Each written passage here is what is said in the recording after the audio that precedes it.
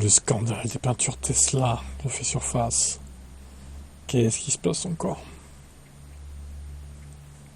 Chez un grand constructeur, une teinte optionnelle débute souvent aux alentours de 350 €. Ça dépend, moi le Niro il m'a coûté 600 € le bleu. Mais ça reste beaucoup moins cher que ça. 2600 € la peinture rouge. Faut arrêter de se foutre de la gueule du monde quoi.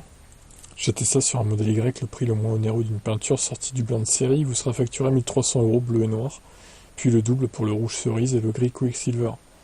Là, de très nombreuses critiques sont émises sur les problèmes de finition de la peinture, notamment de certaines zones où la peinture est trop fine ou présente des différences de teinte sur le matériau qui se trouve dessous. Imperfections et particules de poussière sont aussi trop souvent visibles sur la surface de la peinture. L'autre grief qui agace les propriétaires est l'usure prématurée de la carrosserie de leur voiture, notamment les exemplaires dits de première génération, la Model 3, modernisé fin 2023, a marqué une nette amélioration ainsi que dans la qualité de ses matériaux intérieurs. Il a été rapporté que les problèmes de qualité de peinture sont en partie dus à la rapidité des processus de production chez Tesla. En effet, pour répondre à la forte demande, certains aspects de la qualité, y compris la peinture, peuvent avoir été compromis. Autre phénomène relevé, la vulnérabilité aux dommages causés par des impacts mineurs, comme les éclats dus aux cailloux, ou même par des éléments naturels comme la pluie acide.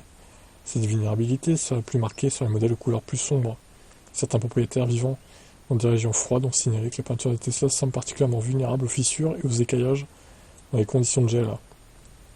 Tesla a pris conscience de certaines de ces critiques et tente d'améliorer la qualité de la peinture au fil des années, par crainte de perdre des clients qui pourraient être tentés de retourner à la concurrence.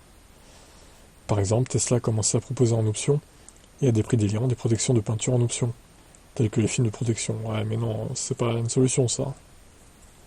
9 clients sur 10 se font à l'idée de n'acheter que la version de base avec la teinte blanche proposée en série, à tel point que dans la rue, on repère les Tesla comme les taxis jaunes dans New York. Les Tesla blanches du coup. Les propriétaires de Tesla ont la solution, celle du covering, pour un coût souvent inférieur à celui d'une peinture optionnelle. Un film de couleur et de protection offrira une bien meilleure prestation dans le temps. Pas faux. Autre intérêt, la capacité à changer tous les 4-5 ans de teinte de cette Tesla via un énorme shot de coloris. Et ce sera l'assurance de ne plus être confondu avec la Tesla du voisin.